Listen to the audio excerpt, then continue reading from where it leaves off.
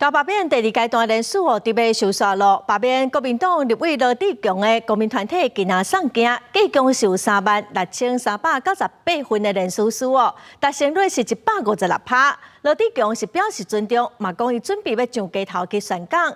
外界即马是真关心讲罢免案敢会安排伫同一天来投票。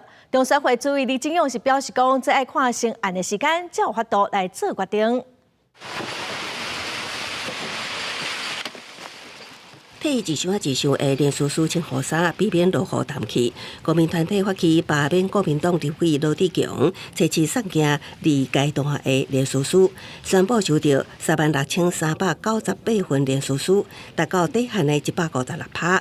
民团表示，大安区是亲蓝选区，有这款的连署数量，反映大安区是唔茫改变，会继续突破罗志强的虚假认识。我们想要正式进到国民党就是说，不要以为就是铁板深蓝这一块地方呢是不会动的我们在这次运动的过程当中上来讲看到了就所谓传统的知识蓝、经济蓝在大安区这个地方上来讲呢，他们不愿意什么。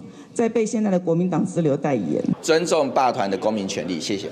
罗志强批评这场无差别、各部分乌白的大罢免，呼吁民众投下无同意罢免，也启动大安100天要上街宣讲，捍卫民主。大罢免2阶连署禁伫未写，对罢免案敢会当伫同一日投票？中选会主委李进勇初次表示，爱看成案时间才决定，有立委观察。